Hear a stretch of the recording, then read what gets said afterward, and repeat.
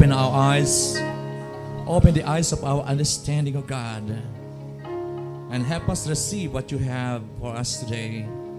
Lord, lahat po ng aming mga pangailangan, O Diyos, kami po ay patuloy na nagtitiwala.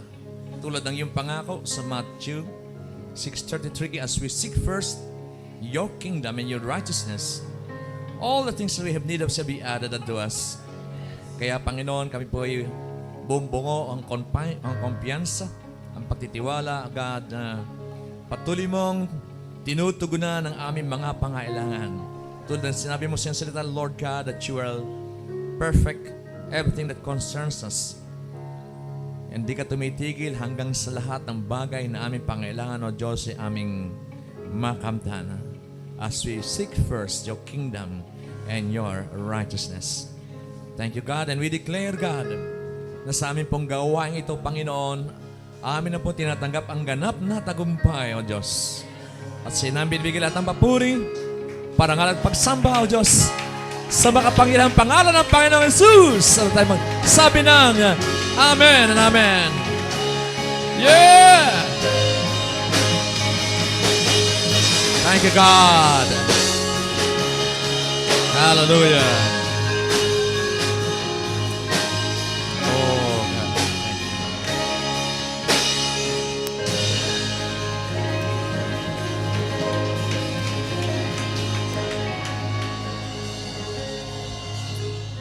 This morning we declare the heavens are open above us. This heaven we declare there is a great expectation in our hearts for our supernatural God to do a supernatural work in our lives. Kung ikaw yon, sabihin mo, ako yon. Ako yung merong great expectation.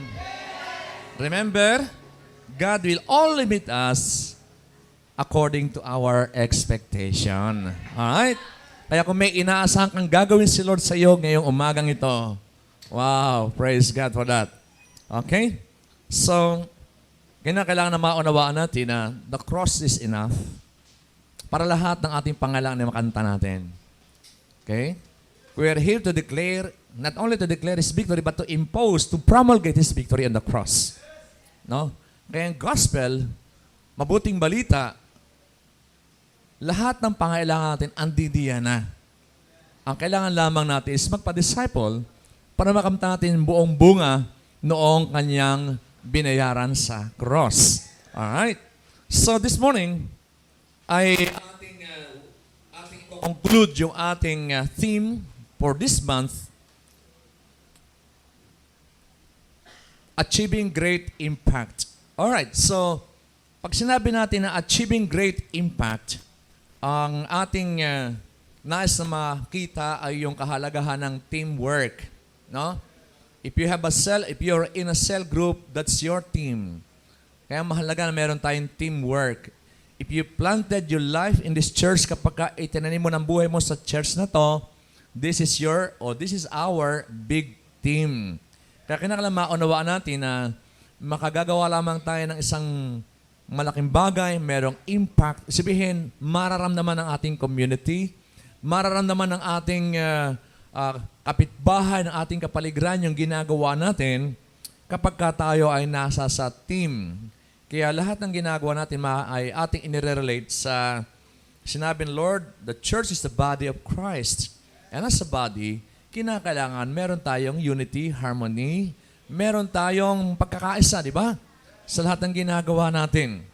Okay, so last Sunday, we discussed about kasi sa teamwork, kinakailangan maunawa natin ang dahilan bakit tayo nasa team, bakit mahal natin yung ating team, no?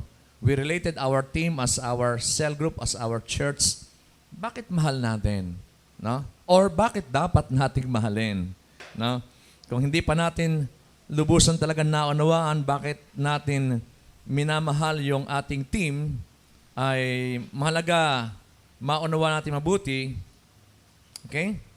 Unang-unang dahilan, there are 7 reasons that I gave last time. 7 reasons why I love my team. Sabi mo nga sa katabi mo, 7 dahilan. Diba? May 7 dahilan tayong ibinigay. Bakit mahal natin yung ating team, ating cell group, mahal natin yung ating church. Number 1, of course, is because I love my team, I love my church, I love myself because it led me to the saving grace of Jesus Christ. And I have eternal life. Yun pa lang di ba? Tapos ng usap. Yun pa lang na maunawaan natin yung saving grace ni Christ. Tapos na sa cross. And the Lord is only waiting for us to respond to Him. Gusto lang naman ni Lord, tanggapin mo Nais ng Panginoon na isuko natin yung buhay natin sa Kanya. Upang maranasan natin yung eternal life. No? Hindi ka na kinakalang pahirapan pa, mapako ka pa sa krus, mag-load ka pa, mula pintuan ng church hanggang sa altar. Hindi na kailangan yon. No? Kahit anong gawin mo, hindi sapat.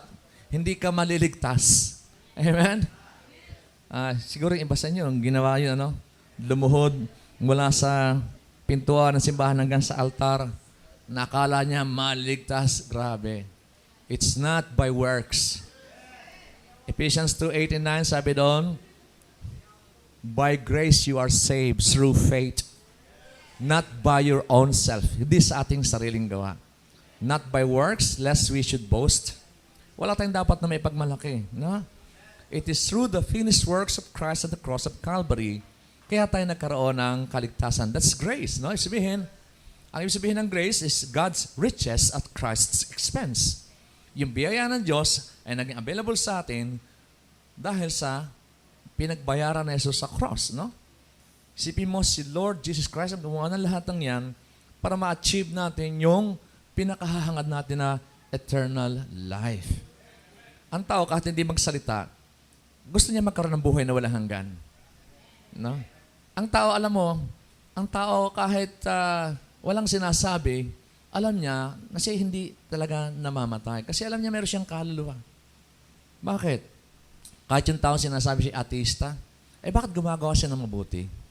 Takot siya. Pag namatay siya, baka, alam mo yun, ganun ang mentality ng tao Dapat magpakabuti ako, at least, pagka okay naman tayo may nagawa akong kabutihan. Akala niya, yun ang susi. Hello? Kaya ang tao gumagawa ng mabuti. Amen ba? Pero ang kabutihan natin ay kapos pa rin para tayo maligtas. Yan ang sinasabi ng Ephesians 2:8 and 9. So by and through the finished works of Christ on the cross of Calvary, doon lamang natin nakilala yung saving grace of Jesus Christ. At nung isuko natin ang buhay natin sa Kanya, doon tayo nakarealize na, wow, buhay na walang hanggan pala ang ibibigay ng Lord sa akin. Yun pa lang, di ba? Through your team, through your cell, or through your church, dinala tayo ng Panginoon sa ganong kaalaman na, wow, grabe, eto pala yung hinahanap ko. Amen ba? And then the second reason we said, it helped me obtain my freedom. Di ba? Nung una talagang bihag tayo ng bisyo, bihag ng bitterness sa ating mga puso, basag yung puso mo, pero nung mag-encounter ka kay Lord, dahil merong team na tinarabaho ka, no? May team na nagmalasakit, may team na nagdala sa iyo, merong mga tao na nagkulit sa iyo, pinursige ka hanggang sa ma-encounter mo si Lord. At doon nakita mo yung freedom. Doon mo nakita na, wow, pwede pala magpatawad kahit noon, hindi mo kaya. Alright? Doon mo nakita na, wow, grabe, parang may nabunot na hindi tinik pako, no? So, nagkaroon ka ng freedom. Nasabi mo na talagang na totoo, nagpatawad ka na, totoo, nagmamahal ka na, nakaka-move on ka na, no? Kaya ang awit natin, no? Yung from the ashes of defeat. Di ba? Christ has resurrected us. Ano? Iniahon tayo ng Panginoon. Kaya kung ikaw man iniwan ng girlfriend mo, iaangat ka ng Panginoon, huwag kang maglala. Nalugi sa negosyo, iaangat ka ng Lord. Di ba? Nawala ng trabaho, iaangat ka ni Lord. Those are the ashes of our defeat. Pagka nagtiwala ka sa Lord at nag-discipleship ka, then hindi ka iaangat ng Panginoon. Alright? So number 3, it's the source of my core values. Sinabi natin ang core values, yun yung ating standard for living. Mahalaga yung core values, no? Dahil nakita natin na kung walang core values, we are floating. Hindi natin alam kung anong gagawin natin. Core values guides us, no? Para malaman natin ano yung gagawin natin. Yung ating significance, magagawa natin yung ating kahalagahan, yung ating mission sa buhay. Kaya mahalaga yung core values. Alright? And then number 5, nakita natin, exposes and develops and unleashes my gifts and potentials. So nakita natin dito, maraming mga dati mahiyain, dati parang walang magagawa, pero ngayon mga leaders na, no? Na-develop, no? Sinakarasan ka dati, akala mo wala kang magagawa, tahi-tahimik mo. Dati, grabe, mahiyain, napakataong sulok ka, tulad ko. Pero dahil sa iyong team, dahil sa iyong cell group, dahil sa ating church, nakita natin, wow, tumatayo tayo nga bilang mga leader. And not only leader, but leader of leaders. Alright? And then number 6, of course, it positioned me in the circle of true friends and a family. Okay? Nakakita ka ng mga totoong kaibigan na hindi ka iiwan. No? Hindi lang yun. Hindi lang kaibigan ko dito, totoong family. Okay, di ba? Yun ang gusto natin eh. Pero hindi lang yan pangsamantalang family. It's your eternal family. Tapi mo, katabi mo, hi, kingdom citizen. Alright? Huwag ka magsawa sa mukha ko, forever magkasama tayo. Alright? High five mo, katabi mo. Okay? Huwag ka magsasawa sa aking mukha. Matagal pa tayo magsasama. Yan yung iyong eternal family. Okay? Sabi ng Book of Ephesians, there is one family in heaven and on earth from which we derive our name in Christ. Kaya nga tayo tinawag na Christian. No? Yun yung ating pinaka-surname. Yun yung pinaka-apelyido natin. Okay? Christian. And number 7, it led me to my purpose and significance. Through your team, through our church, through our cell group, nakita natin, wow, ito pala yung pinakamalagang bagay na dapat gawin. And we engage ourselves into it. No? Nakita natin na yung ginagawa natin ngayon ay napakahalaga. Napakahalaga because it saves people from hell. Yung mga tao, pag nakakilala kay Lord, sila naliligtas. Nakaroon buhay na walang hanggan. Ito yung pinakamalagang trabaho na ipinapagawa ng Lord sa atin. Matthew 28:18-20. And of course, ito yung pinaka-rewarding and most fulfilling na trabaho na pwedeng gawin ng tao sa buong mundo. Amen? So, napaka-ganda na maunawaan natin we are on the right spot. Amen? Magandang malaman na you are at the right address. Dati mali address natin, di ba? Yung address natin yung street of fear. Alam mo yun? Ang kalsada mo, ang pangalan ay takot. Ang bayan mo ay lungkot. Hello? Di ba? Ganun tayo eh. Barangay hinanakit. Pook galit. Hello? Pero wala ka na sa address na yun. You are on the right spot. Congratulate your neighbor. Sabi mo, congratulations. Tama na yung address mo. Di ba? Okay, so, eto na tayo ngayon. Sa ating lesson for today, creating or achieving great impact. Kung noon ay ating inalam yung reason why I love my team. Ngayon naman, ating tatalakayin, how I love my team. Paano naman? Di ba? Kinakailangan naman makita naman sa atin. Di ba? Kung ipinakita sa atin ang ating team, paano tayo nagkaroon ng mga matinding mga benepisyo. Ito naman yung dapat natin gawin. Ready ba kayo? How I love my team. Sabi mo nga sa katabi mo, how I love my team. Dalawang way of expression to eh. Yung bang, alam mo, mahal na mahal kong aking team. Yun eh. How I love my team. Another way of expressing it, how I love my team. Sabihin, eto, paano ko minamahal ang aking team. Yeah? Two way of expressing it. One is parang may satisfaction. You know how I love my team. Alam mo, mahal na mahal ko yung aking team. Mahal na mahal ko yung aking cell group. Mahal na mahal ko yung aking church. Hello? Okay, ready na ba kayo? Colossians 1:15 to 18. Ang sabi rito, sa aklat ng Colossus, the Apostle Paul was addressing, ano nangyari na sa ating ano? Okay, yan. Si Apostle Pablo, ina-address niya yung church sa Colossus.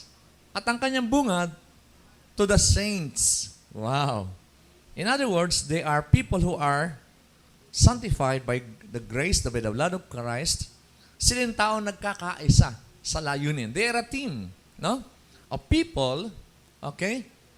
And then, makikita natin na sa verse 15, ito yung ating pinaka-talata. Ang tinutukoy si Jesus Christ, He is the image of the invisible God. Yan si Lord. Yun yung ating hari. No? He is the image of the invisible God. Kung sinasabi natin, di natin nakikita ang Diyos, but Christ is the image of God. The firstborn over all creation. Ito, marami nagkakamali sinasabi, di ba created si Jesus Christ? In a way, dahil naging siyang tao, pero bago siya maging tao, Diyos na siya. Amen? Verse 16. Sabi rito, for by Him, eto na, di ba? Sa pamagitan niya, sa pamagitan ng Jesus Christ, all things were created. So siya yung creator. That are in heaven and that are on earth. Visible and invisible, whether thrones or dominions or principalities and powers. All things were created through Him and for Him. Wow. So sabi mo sa katabi mo, wow, nilalang ka pala para sa Kanya. Hindi para sa bisyo. Hello? Nilalang tayo ng Lord para sa Kanya. In the end, yun eh. Kaya kung di natin ibibigay ang buhay natin sa Kanya, naku, lagot tayo. Naunawaan natin. Kaya tapikin mo katabi mo, sabi mo, kapatid, isuko mo na ang buong buhay mo sa Kanya. No? Kasi pag tayo nabubuhay para sa ating sarili, hindi mo pa na isusuko ang buhay mo sa Kanya. That's the reality. Alright? Verse 17. And He is before all things, and in Him all things consist. Yung buong katawan, tingnan mo lang yung katawan mo, no? All things, siya yung bumubuo eh. Tama? Yung mga cell natin, kung i-break na natin into molecules, atoms, andyan na lahat, siya yung nagbubuo niyan eh. How things are yung wholeness ng isang bagay, it's because of His power. Hindi mabubuo yan kung wala ng Kanyang word of power. Nung sabi niya, let there be light. There was light. Diba? Yung word niya ng Kanyang kapangyarihan ang nagsabi na, lumutang ka, mundo, lumutang ka, huwag kang alis dyan. Diyan ka lang, umikot ka.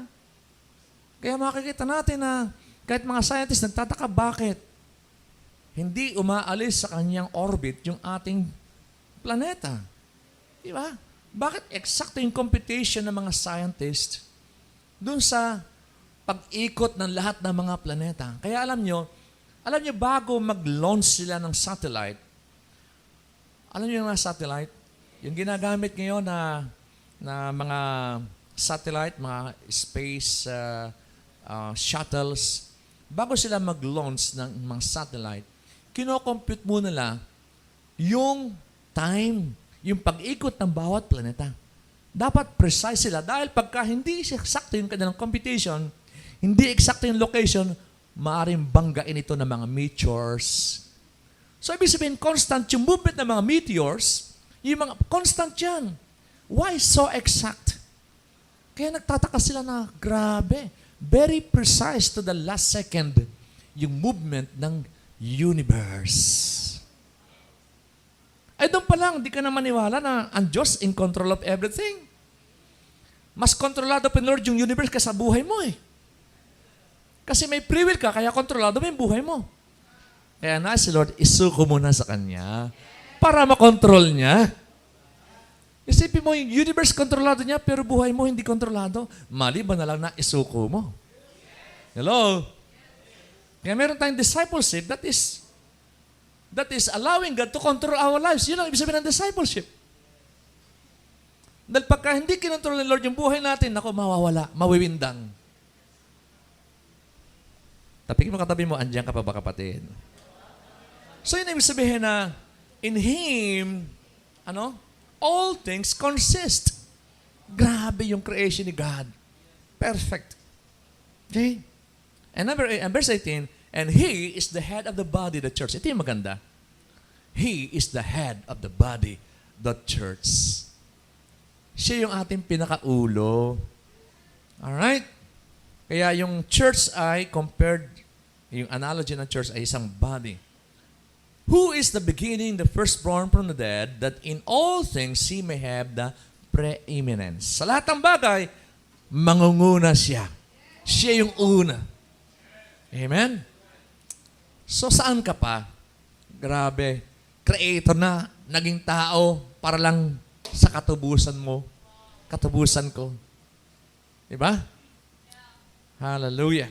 Kaya, anyway, panibagong topic yan, napakalawak na topic po niyan mga kapatid, na uunawain natin yung creation. You will be amazed. Kung isipin mo, napakaraming bagay na hindi natin naunawa na mauunawa natin pagka inunawa natin ang Scripture and related to His creation. Ang ating nais sa mangyari, our objective is, owing such a great deal of blessing to our team, we should reciprocate by blessing our team. Di ba? Grabe yung ating benepisyo na tinanggap through our team, through your cell, through our church. Dapat naman meron din naman tayong i-reciprocate, igaganti. Amen ba? Hindi puro take ng take, walang give. Tama ba? Dapat meron tayong give. Kasi as we take, dapat we also give para balanse. Amen? And secondly, to understand the basic commitment, actions, and initiatives to manifest our love for our team. Kung talagang mahal mo ang iyong team, dapat meron kang commitment, initiative, and manifestation o yung action para ipakita natin na mahal talaga natin yung ating team, yung ating cell group, yung ating church. Alright? So, sabi nga ni John Maxwell, teamwork makes dream work. Yan ang isang very famous quote ni John Maxwell. And it's very true. Kapag meron teamwork sa basketball, meron nangyayari. Alright? Ganun sa church, we are a team. At kapag tayo magkakasamang gumagawa anong ipinapagawa ni Lord, may mangyayari. Then another quotation ni Dr. Maxwell says, one is too insignificant for greatness.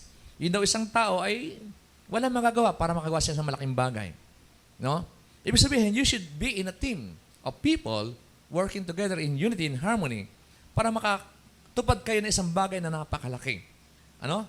Ito yung mga may ugnay sa ating pag-aaral. Mga prinsipyo na napakalaga sa ating pinag-aaralan na teamwork. Okay?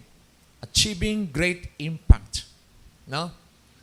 Nais natin na magkaroon tayo ng mas malaki na magagawa. Kumbaga, may makoconquer tayo kapag tulong-tulong eh. Kung solo-solo lang, nako, ewan ko magawa. May magawa ba tayo? No. We should understand na dapat tayo merong teamwork para meron tayong mabuo. Di ba? Halimbawa, yung teamwork sa Makati, di ba? Kaya kayo nagwi-win kayo eh. Di ba? Kaya may nabubuo dahil meron teamwork. Lahat kumikilos. Hindi lang isa. No? Yung teamwork nyo sa Ortigas. So, lumalaki dahil kayo kumikilos lahat. Right? Yung sa, saan pa yun? Retiro. Ganda ng pangalan. Dapat doon, ma-revive yung retiro. Dapat di kayo magre-retire. Parang mga tao nag-retire na doon eh. Di ba? Baguhin natin ang pangalan. Dapat to revival, hindi retiro. Okay. So, by building a strong team, a strong church, we can achieve great impact in world conquest. Kasi malaki yung dream ng Lord. Malaki yung dream natin. It's world conquest. Paano pagwaginan ang buong mundo para sa Panginoon? Maibalik ang mga tao sa Panginoon. So we do not just go to church purposelessly, day in and day out as usual. Hindi na po pwedeng gano'n na mag-churches lang tayo without a purpose. We go to church not only to do something, but we should understand that we are the church. No? Ang church kasi hindi place eh. Kung ating titinan talaga, it's not a place, it's people who are transformed by Christ. No? We realize that we are the church, the body of Christ, the army that God is building to win the world for God's kingdom. Tayo yung church, tayo yung army of God. Okay? The word ecclesia means army. Okay? Yun yung binagmula ng word na church o ecclesia sa Greek. And it literally mean army who are trained, army who are prepared, di ba? To win war. Meron tayong war, meron tayong digmaan. It's a spiritual warfare. Okay. So sabihin mo sa katabi mo, you are the army of God's kingdom. Kung bahagi ka ng church, ikaw ay army ng kingdom of God. Yun eh. Okay? Yun ang kinakailangan maunawa natin sa church. No? Ang church hindi yung gusali na may bubong na pinupuntahan ng mga tao na may cross. Hindi po church yon. Church building lang po yun. Okay? Pero itong church, yung mga taong pumapasok doon. Alright. So, our Lord Jesus Christ has a great dream. Napakalaki ng dream ni Lord. It's a very significant vision. World conquest. At bilang mga tao niya, His people, His church, dapat yun din ang dream natin. Yun ang unang dream natin. Kasi yun ang purpose natin eh. We are the continuation of what the Lord Christ, Jesus Christ had started. Yun yung ating mandate. So yung ginagawa natin, yung ating dream, continuation na lang ng dream ni Lord. Hindi siya makabalik-balik dahil yung kanyang church ay hindi pa talaga nagigising sa kanilang mandate, sa kanilang dapat gawin. Alam nyo kaya nagtatagal si Lord? Kasi yung kanyang church, yung kanyang army, pabebe pa. Pero wala na ditong ganon, di ba? That's the reason. That's a clear reason. Marami pang nawawalan mga tao. Marami pang mga tao na pupunta ng impyerno. And church, you are their hope. Kaya nga tayo nagtitrain para mga tao madala natin sa saving grace of Jesus Christ. Alam niyo yun? Kaya si Lord nadidelay, no? Pero ang panalangin, Lord, dumating ka na. Hirap na hirap na po kami. Oh, come on.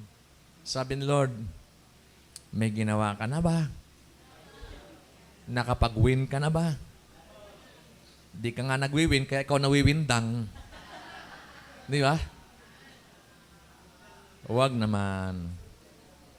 Okay. If a person says he is a Christian, pero hindi siya engaged in the mission of Jesus Christ, yan po malaking problema na marami. Nagkakaroon lamang ng kabuluhan ang ating pagkakristyano kung tayo engaged sa mission ni Jesus Christ. No? Magpakatotoo tayo. Bilang Christian, a genuine Christian is a follower of Christ. Yeah. What Christ is and what Christ did, dapat ganun din. We should be what Christ is and we should do what Christ did. Maliwanag po ba? Yun ang totoong Christian. No? Marami Christian ang pangalan pero hindi makita yung pera ka Christian. Diyan ka lang. Yan, totoong Christian yan dahil ginagawa niya yung ginagawa ni Christ. Yung ugali ni Christ, nakikita na sa kanya. Yan, totoong Christian, no? Pero what we're saying is, maraming Christian, pero sad to say, nagdodota, nagbibisyo. Kaya nagkakamali tayo. Ibig sabihin ay, Ang Pilipinas kasi, alam mo yon, maraming basang sasabi, the Philippines is the only Christian nation in the Far East. Pero bakit ang daming drug addict? Hello? Kaya tuloy, ang paningin ng buong mundo, ang mga Kristiyano, drug addict. Salamat na meron tayong presidenteng seryoso na i-eradicate ito dahil kung hindi, patuloy na masisira ang pangalan ng Panginoon dahil sa ating kalalagayan. Kung hindi talaga makikita yung totoo na, alam mo yon yung katwiran. No? So anyway, malaga na maunawaan natin na we are falling from our expectation. We should live up to our expectation. Tama ba? Kung sinasabi ng Kristiyano tayo, we are followers of Christ. Merong ugali na katulad ni Christ at merong ginagawa na katulad ni Christ. Those are the true Christians.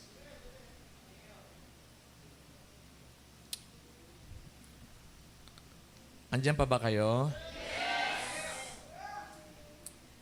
Hallelujah. Last week we have discussed about the 7 very obvious reasons why we love our team, our cell group, and our church. So teamwork was the design of God for greater impact in our mission of world conquest. Teamwork talaga. Sama-sama tayo. Hindi kanya-kanya. No? Sama-sama. Alright? Yung ating mandate, yung ating mission is winning people for Christ and making them disciple of Christ. When we love our team, we love its head, Jesus Christ. Yan tanda natin. Pag mahal natin yung ating cell group, mahal natin yung ating church, mahal natin yung nagtaguyod dito. Alright? So, 5 ways I love my team. Ready na ba kayo? Last week, 7 reasons. Ngayon, 5 ways na lang. No? Para naman makita natin na paano natin minamahal ang ating team, ang ating church. Number 1, sa chapter 3, verse 1 ng Colossians, dyan pa rin, sa aklat na yan. Pero verse 1, sabi dito, if then, paki-plus yung Colossians 3, verse 1. If then you were raised with Christ, seek those things which are above, where Christ is, sitting at the right hand of God. Set your mind on things above, not on things on the earth. For you died, and your life is hidden with Christ in God. Wow. So number 1 is, I love my team by adopting the kingdom mindset. Hallelujah. Sabi yung ating kaisipan ay, wag nang sa ibaba, sa taas na lang. Mga bagay na makalupa, iwanan na natin. Tapos na tayo dyan eh. Tapos ka na sa mga bisyo, tapos ka na sa, alam mo yon, yun namang panglangit naman ang ating isipin. Kingdom mindset. No? Remember, you are a citizen of God's kingdom. Amen ba? Tayo ay mga citizen ng kingdom of God. Hindi na tayo citizen ng earth. Yeah. But we should value more our kingdom.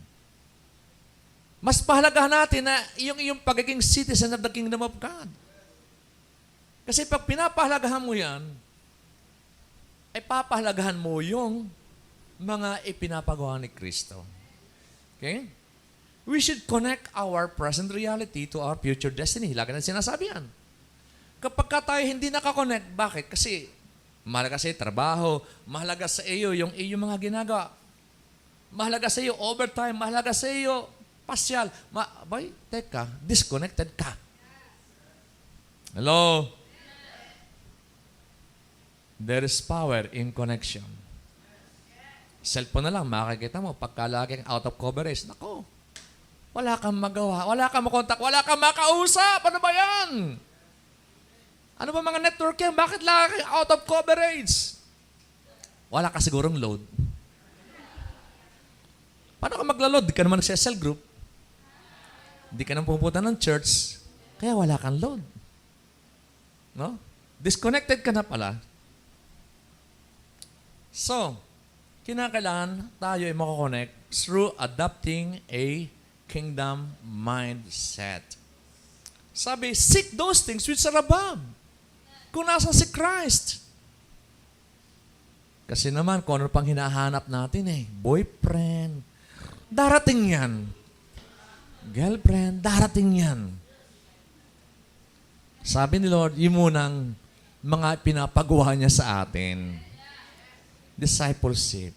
Right? Set your mind on things above, not on things on the earth. Patay ka na. You died. And your life is hidden with Christ. Kung talagang tinuturing na tayo, patay na tayo sa lumang pagkatao natin, then tapos na yun. Ex na yun. Huwag mo nang balikan ng ex. Amen? So yung sinasabing, seek those things which are above, serve God. Maglingkod ka kay Lord. You serve God by serving people and making them disciples. Yun yung mahalaga ngayon. This is the only way we can keep ourselves connected to our destiny. If you serve God by making disciples, that's the only way mako-connect ka at patuloy kang mako-connect sa iyong destiny. Pag hindi ka connected, maliligaw tayo. Okay? This will keep you from idleness, complacency, and from your dark past life. Yung dating buhay mo, hindi mo nababalikan yun. Bakit? Connected ka Pag patuloy-tuloy ka sa ginagawa, pinapagawa ng Lord sa iyo, you're making disciple, nagpapaproseso ka, connected ka. At kahit yung iyong mga dating barkada, tawagin ka, hindi mo nababalikan yun Kasi connected ka Hello? Kung dati smart ka, globe ka na ngayon. Kaya hindi ka na makontak ng smart. Globe ka na lang. Hello?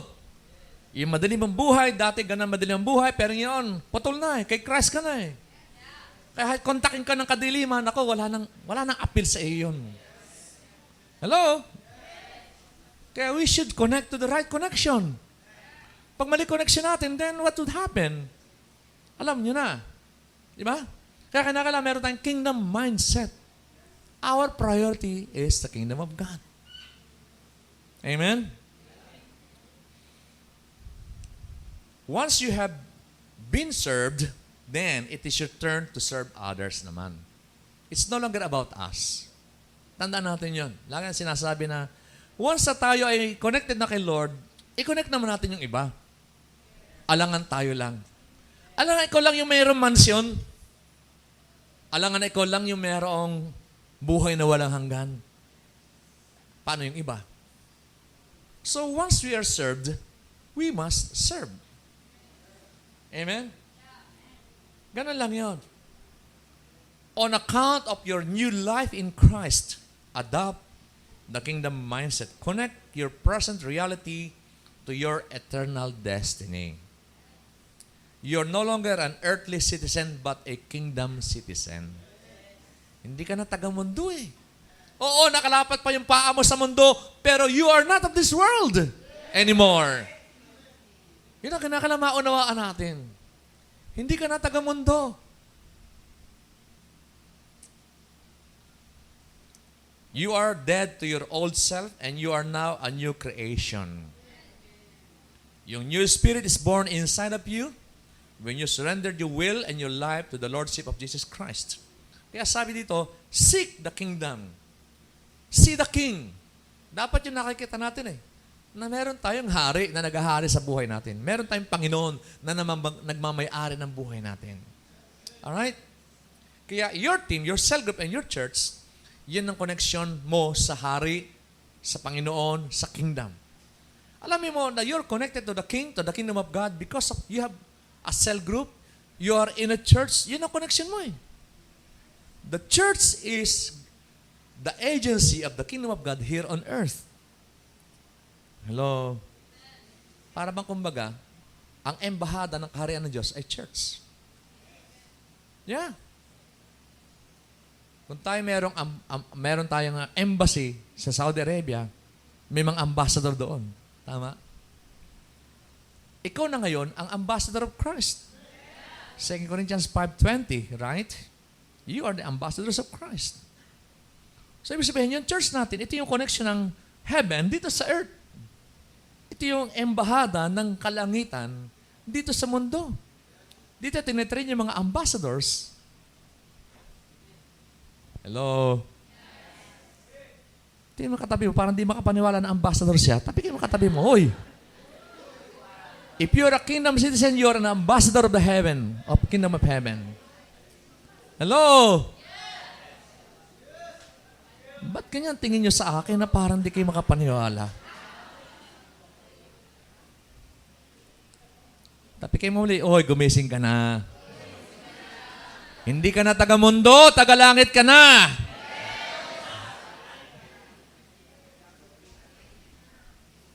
Hallelujah.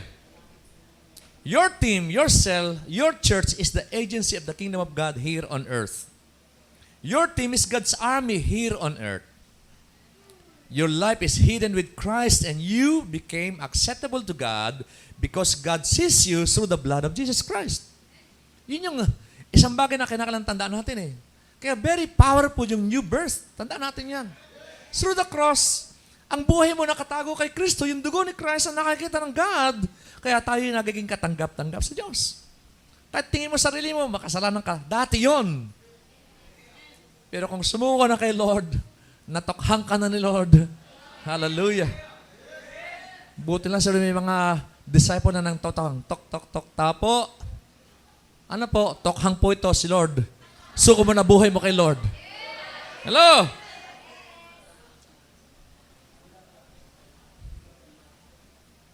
Hallelujah. Don't lose your connection. If you adopt the mindset of the kingdom, wow, you're connected. Lagi kang connected. Amen? So that's how you love your team. Kinakailangan i-adapt natin yung kingdom mindset. Yun ang beginning eh. Why? Kasi our mind is the battlefield. Diyan lagi nag-uumpisa lahat, our mind. Lahat ang gagawin mo, diyan nag-uumpisa. Kaya kapag hindi naka-reset yan sa kingdom, nako, mag-aaway palagi yan. Pero if you have the kingdom mindset, wala nang away dyan.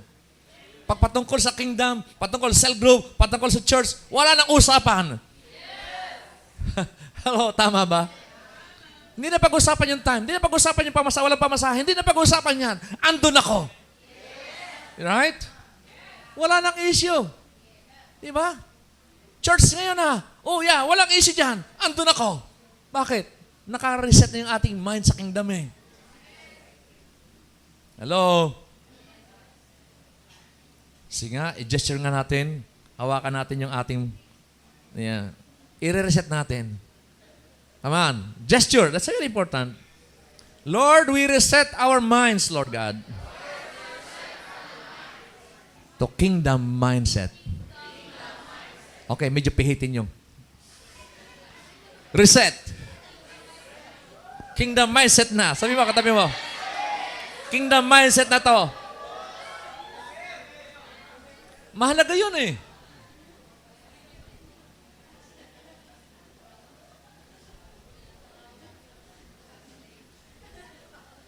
Number 2, I love my team by living a life of obedience to God's commandments. Oh. Naka-kingdom mindset ka na. So, ang kasunod, life of obedience to God's commandments. Colossians 3 verse 4. When Christ, who is our life, appears, then you also will appear with Him in glory. Wow! Kapag si Kristo na siyang ating buhay ay muling dumating, tayo din naman ay magkakaroon ng glory na katulad niya. So yun nga, grabe, mababago yung katawan natin. Glorified body na. Sa pagbabalik ni Christ, yun yung ating hope. Yun ang pangako niya eh. You will have a new body. Wow. Number 5, therefore, kaya ito, therefore, put to death. Patayin mo na. Your members which are on the earth. Kung makamundo ba, patayin mo na. Ano yon? Fornication. Yan. Tama na. Patayin na yan, fornication. Mga maling relasyon. No? Dalaga, binata, nagkakaroon ng maling relasyon, di pa kasal, nagsasama. That's fornication. Uncleanness. Lahat ng klase ng uncleanness. Napag-usapan na naman natin to, di ba? No? Mga sexual immorality, lahat ng mga pornography, lahat ng yan, ng mga uncleanness. Passion. Sabihin ito yung maling passion. No? Evil desire. Covetousness. Pagiging, alam mo yon, gusto natin marami mga bagay na mga material. Covetousness. Which is idolatry. So, kapag ka tayo nagko-covet ng something which is material, idolatry yun eh. Bakit? Kasi yun lagi iniisip mo. No?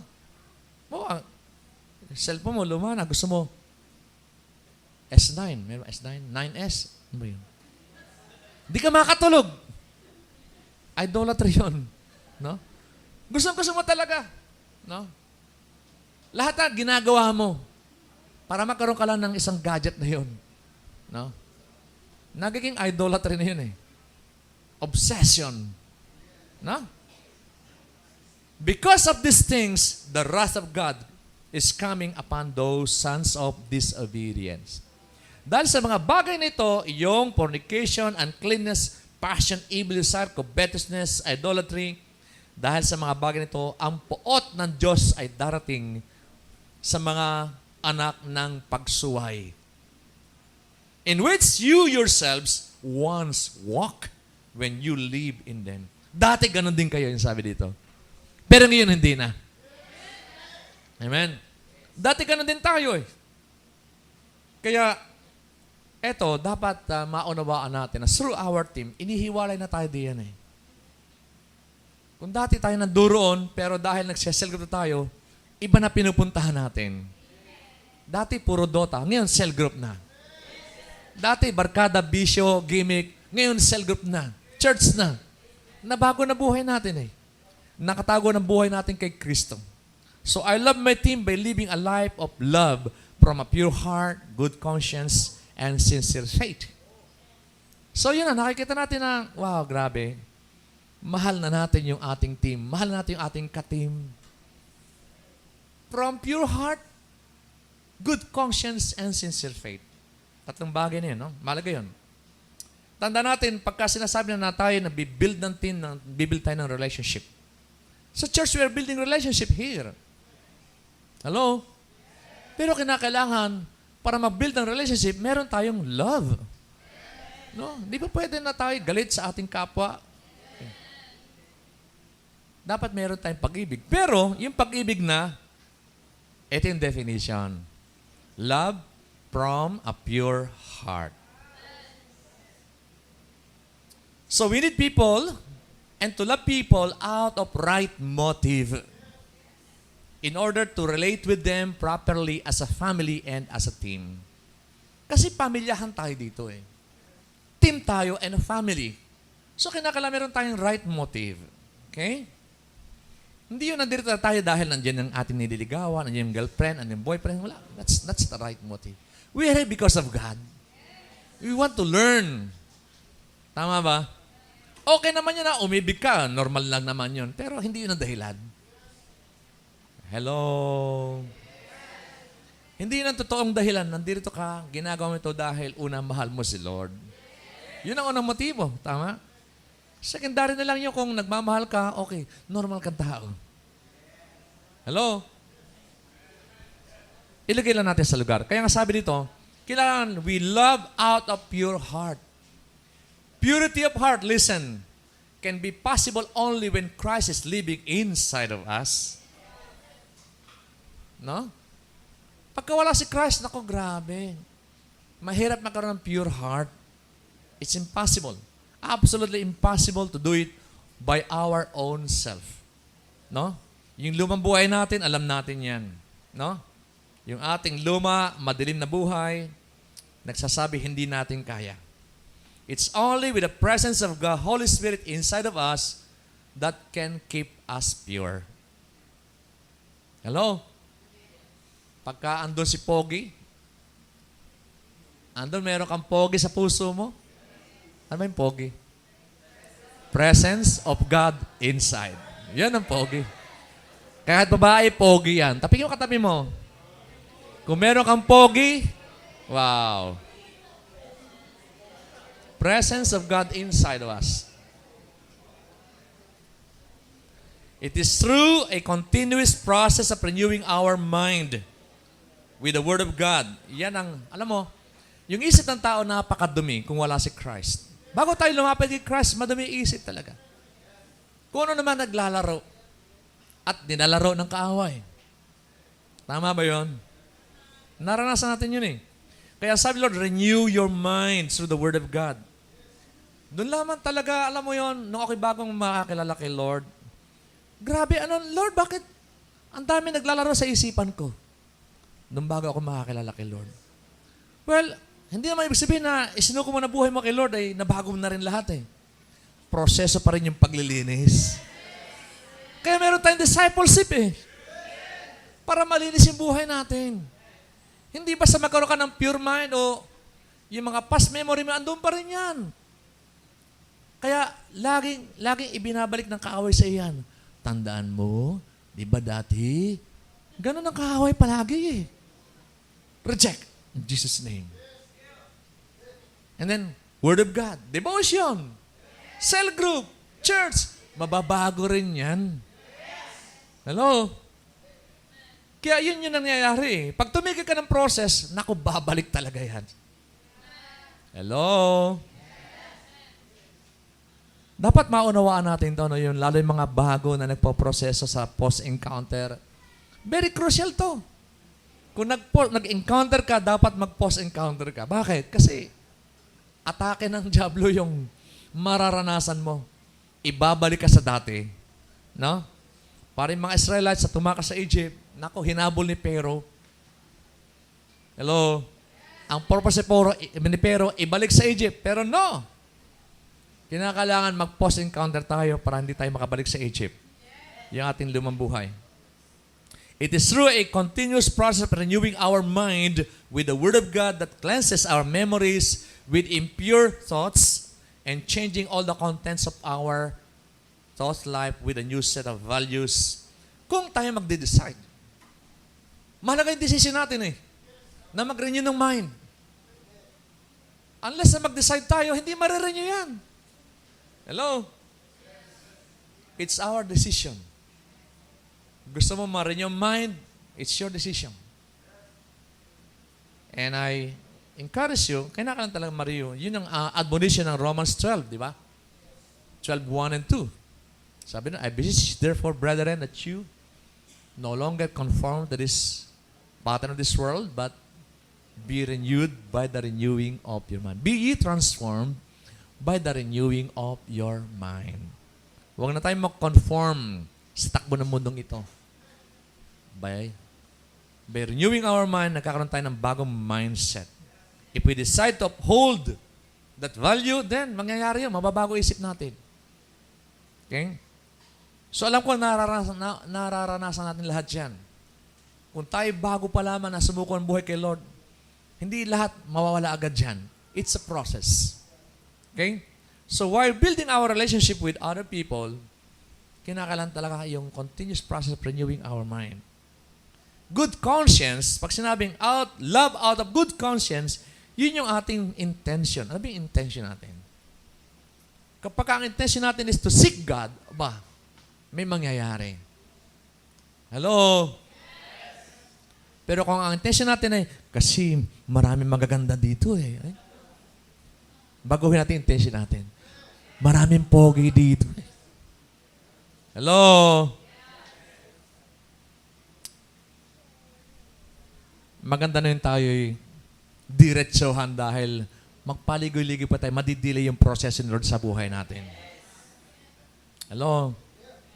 Kasi sabi nga ng Word of God, the Word of God is sharp, matalas talagang Word of God. Maraming tatapyasin sa ating buhay para tayo maging katanggap-tanggap kay Lord. Okay? Good conscience is manifested by our intention. But again, without God's presence inside, we cannot do it. Okay? The enemy will continue to bombard our thoughts with filthiness, lusts, and darkness. But when you decided to renew your mind by your daily devotion, yan yung liwanag ni Christ, sisikat na sa ating puso, makikita natin, wow, eto pala ang kasagutan. Alright? Mag-i-illuminate yung light of Christ. Makikita natin na, wow, yung mga kadiliman iiwan na natin. You can only have a new intention. Makikita natin yung conscience natin, makiklear. Alam natin ang ating intention eh. Hello? Pag tama ang intention, your conscience will be clear. Amen po ba? Okay, so, bibigyan ka ng tamang direksyon ni Lord kapag yung presence of God nasa sa atin. And yung sincerity ng faith, sabi doon, pagka sincere yung faith, may ibig sabihin, you're determined to know God and His will. Yun naman eh. No? Sincere tayo sa pananampalataya natin, ibig sabihin, we are seeking after God. God, I want to know you. God, I want to do your will. Yun yung sincere sa faith. Okay? You want to be close to Him. You want to know Him daily in your life. Yun yung sincerity. Okay? So, that's number 2. Importante na magkaroon tayo ng life of obedience to God's commandments. Okay? If you love your team, ito yung mga preparation eh. Hindi natin sarili natin. Para yung team natin, talagang mamahal natin ng todo. Dapat tama ang motibo at tama ang intensyon. Okay? So, yung number 3, sabi sa verse 8, atin lang binabaybay yung Colossians chapter 3. Verse 8, sabi dito, but now you yourselves are to put off all this, anger, wrath, malice, blasphemy, filthy language out of your mouth. Do not lie to one another, since you have put off the old man with his deeds, and have put on the new man, who is renewed in the knowledge according to the image of Him who created him. Sabi rito, iwanan natin yung mga dati nating gawa. Alright? Yung pagkagalit, yung poot, yung mga kalisyahan, yung mga paninira, yung mga masasamang lengguwahe ng ating mga labi. Alright? Huwag na kayong magsinungaling sa isa't isa. Sapagkat patay na yung lumang tao. Yung old man, patay na eh. At isuot mo na yung bagong tao. O yan. Merong bagong tao sa loob mo. Yung labas, lumang tao pa yan eh. Yung laman, lumang tao pa yan. Yung isip, lumang tao pa yan. Pero yung espiritu, sinilang sa wangis at anyo ng Diyos. Bagong silang niya, kaya palakihin mo. Yan ang inonoris natin. Alright? We have to nurture the spirit man inside of us to be spiritually healthy. Remember, the moment you surrender your life to Christ, you are still that old person with old habits, old mindset, old culture. Lahat luma pa yon. They don't instantly go away that quick. Hindi agad lumalis yan eh. Luma pa rin. Kaya nga, nagdi-discipleship tayo para mabago. Kaya mahalaga discipleship eh. Otherwise, pag di ka nag-discipleship, lumang tao pa rin yung maniliya. Hello? Alam niyo yung pagkatangkat natin kay Lord, pagsuko ng buhay natin, mayroong bagong espiritu na inilagay siya sa buhay natin. Baby spirit yun. Kaya nga sabi, you are born of God. Born in the kingdom of God. No? Kaya nga nagigita yung kingdom citizen because we are born in the kingdom of God. That new spirit inside of us was born in God's image. That new, kaya kinakailangan, that new spirit, that new person, yun ang kinakailangan manourish, lumago at ma-develop. Kaya, nung tayo ay isilang na muli sa kingdom of God, naging dual person ka eh. Dual. Ibig sabihin, dalawa yung pagkatao mo. Old and new. Parang Bible, merong Old Testament, merong New Testament. Okay? Pero, kung sino yung pinapakain mo, yun ang tumatatag, tumitibay. Amen ba? Your choice makes all the difference. Tanda natin yon. It's our choice eh, kung sinong palalakasin natin. Your commitment to starve the old you, pagka iyong ginutom talaga yung lumang pagkatao mo. Di ba? I-fasting mo. Di ba? Sobrang internet, ano mo, ay, grabe internet, ubos sa oras. Mag-fasting ka sa internet. Hello?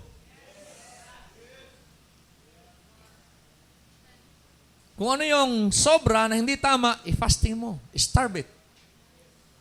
And i-feed mo yung new man. Alalahanin mo yung baby inside of you, that new spirit, kinakailangan kumain yan. At meron tayong 4 na importanteng meeting para lumaki yung tao, yung bagong tao sa iyo. No? Yung unang meeting is meeting with God, yung ating daily devotion. Pinapakain natin yung new person inside of us through our daily devotion. And number 2 is meeting with your cell group. Yun yung ating family. And then number 3 is meeting with our community, yung church, yung ating, ito, Sunday celebration is our meeting with our family, with our community. And the number 4 meeting is training. Conferences. Kaya mahalaga yan eh. Ay pagka yun ang ginagawa natin, lalakas yung new man. Alright? These important meetings of a disciple are bound to make that new man inside of you to be nurtured and grow stronger every day. Kaya alam mo, decision natin yun eh. Gusto natin lumakas yung new man, busugin. Yung old man, minsan bumabalik, gutumin. Para lubusang mamatay. Hello? Pinapatay talaga yung lumang pagkatao eh. Amen? Number 4, tapin mo katabi mo, huwag ka mainip, malapit na. Number 4, I love my team by nourishing my relationship with my leader and my teammates. Relationship building na, no? Verse 12, sabi dito, therefore as elect of God, yan, ang kinakausap church, so yung team, holy and beloved, put on tender mercies, kindness, humility, meekness, long-suffering. So lahat ng mga karakter nito, lahat ng mga attribute, lahat ng mga virtues ito, mayroong kinalaman sa relationship building, right? Mercy, kahabagan mo yung mga tao. No? Yung ka-team mo, kahabagan mo. Kung may problema, kahabagan mo. Kindness, no? Tulungan mo. Humility, pagpapakumbaba. Huwag tayong mag-angasan, alam mo yon minsan. Wala nang buli-bulihan. No? Wala nang yabangan. Meekness, long-suffering, yan. Kailangan dito yung pagtsatsaga. No? Kailangan matyaga tayo. Okay? Bearing one with one another. Dalahan tayo sa isa. Forgiving one another. Magpapatawad sa isa't isa. If anyone has a complaint against another, forgive. Yun yun eh. Kung may reklamo sa iyong kapwa, patawarin mo na lang. Hello? As Christ forgave you, you also must forgive. Verse 14, but above all these things, put on love, which is the bond of perfection. Gusto mo yung team mo perfect? Bond of love. Hello? Let there be peace of God that rule in your hearts, to which also you were called in one body. One team kayo eh. Diba? And be thankful. Lagi yung pasalamatan. Lord, thank you for my team. Thank you for my cell. Thank you for my church. So, lumingo ka sa katabi mo. These people around you are your teammates. High five mo yung teammates mo. High five. Teammate. Mamaya, pagkatapos yung mga cell group nyo, yun yung mga small team, no? Your cell group mates are important to your team. Build a team together by applying mercy, kindness, humility, meekness, long-suffering, forgiveness, and above all things, love. You were called in a one body or in one team. Be thankful for your team. Amen? And of course, love and respect your team leader. You cannot have a teamwork without a leader, siyempre. Amen? Mahalin niyo naman yung mga team leader, yung mga cell leader niyo, yung mga pastor niyo. Mahalin niyo dahil we have a team because of them. And last but not the least, I love my team by being an encouragement to my team or to them. Dapat makita yung encouragement, hindi discouragement. Verse 16 ng Colossians 3, let the word of Christ dwell in you richly, in all wisdom, teaching and admonishing one another in psalms and hymns and spiritual songs, singing with grace in your hearts to the Lord. Whatever you do in word or deed, do all in the name of the Lord Jesus, giving thanks to God and the Father through Him. Ayan, no? By being an encouragement to my team. Whenever we encounter the phrase one another, pag nakakita ka sa Bible, it involves you and other members of the body. Mahalaga maunawa natin yun. Hindi lang fellowship yan, ibig sabihin magtutulungan, magkakaisa, pagka merong one another. No? So strengthen your team by being an encouragement to them. Show diligence to your team by being always on time and enthusiastic. Lalo yung mga leader, dapat on time palagi tayo sa ating cell. And enthusiastic, hindi yung ikaw na yung leader, ikaw pa yung malungkot palagi. Ikaw pa yung ina-encourage ang cell member mo. Hello? Dapat tayo magpapakita tayo ng encouragement sa ating team. Alright? People would love to be in a place where there is an atmosphere of cordiality, harmony, and peace, di ba? Ay pag puro away, naku, mawawasak. Hello? They would all be positive as you demonstrate a positive spirit. Serve God together in your team with enthusiasm and zealousness. Alam mo, mga kapatid, kailangan natin ito eh. We are embarking a greater ministry these coming days. Ako po yung naniniwala, lalaki tayo. Magkakaroon ng magandang gusali. Uunlad buhay natin. Kailangan mahalin natin yung ating team. Because together, we will do great impact for the kingdom of God. Okay? So tayo po lahat tumayo.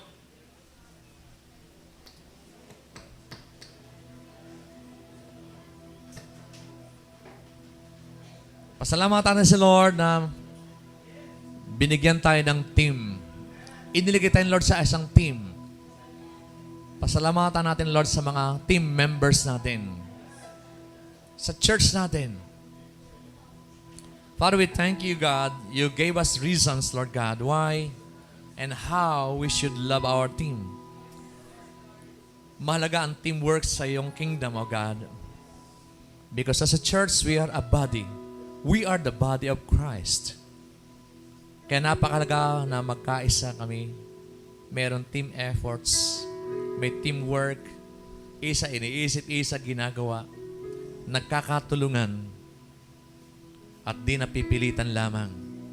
Dalangin namin, Panginoon, na dalhin mo kami sa pagkakaisa tungo sa greater impact of this ministry in world conquest. Dalangin namin, Lord God, na habang kami pumapailan lang, O Diyos, sa aming ginagawa sa discipleship making, hiniling namin, Lord God, na patuloy mong dalhin kami sa unity of faith, unity in the spirit, harmony. Dalangin namin as a team, as a church, God, we will all move in one direction. Thank you, God, for your word. We give you all glory, honor, and praise. In Jesus' name. Amen. Amen. Praise God. Okay, nais natin na maunawaan, malaman kung meron tayong mga invites sa first time. Yun po may mga sticker na VIP. We'd like to pray for you. We would like to invite you here sa unahan. God wants to connect with you. Okay? Alam nyo, gustong-gusto ng Panginoon na magkaroon tayo ng connection sa Kanya. Napakalaga ng connection. Okay? Una-una, bibigyan tayo ng Lord ng freedom from our fears. Yun lang, napakalaking bagay na lumaya tayo sa mga kinatatakutan natin. by surrendering your life to Christ, lalaya tayo sa mga kinatatakutan natin sa buhay. Imagine, God wants to hold your life if you surrender it to Him. Napakalaga na magkaroon tayo ng assurance sa eternal life. Nothing else matter. Mahalaga yung buhay natin, hawak ni Lord. Alright? So sa pagkakataong ito, ang nais ng Panginoon na matiyak sa atin ngayon ay yung buhay na walang hanggan. Tapos na sa cross lahat, bayad na. Ang nais lang ng Lord ay dalhin natin sa kanyang ating mga sarili. And I would invite you to this prayer. Gawin po nating personal prayer ito, no? Let's bow down our heads and close our eyes. Let's lift up our hands to God. Itaas natin ang kamay natin sa Lord bilang act of surrender. And please repeat this prayer after me. Sabihin po natin again. Sabihin natin, Panginoong Jesus. Sige po, sabihin po natin. Say it out loud. Panginoong Jesus, maraming salamat po sa iyong pag-ibig sa akin na iyong pinatunayan nung ikaw ay namatay sa krus at nagbuhos ng banal mong dugo upang ako'y mapatawad, upang ako'y tubusin sa lahat ng aking mga kasalanan at sumpa na dulot ng kasalanan. Maraming salamat po. Inaamin ko, Panginoon, kailangan kita. Kailangan ko ang kaligtasan mo. Inaamin ko, Panginoon, na ako'y isang makasalanan. Patawarin mo po ako at linisin mo ako ng iyong banal na dugo. Binubuksan ko ang aking puso at dito'y inaanyayahan kita na manahan sa aking puso bilang aking tagapagligtas at Panginoon ng aking buhay. Isinusuko ko na po sa iyo ang aking buong buhay at pagpapasya. Ikaw na ang Panginoong susundin simula ngayon. Maraming salamat po at tinatanggap ko po ang iyong libreng handog na buhay na walang hanggan. Ito po ang aking dalangin sa iyong makapangyarihang pangalan, Jesus. Amen. Amen.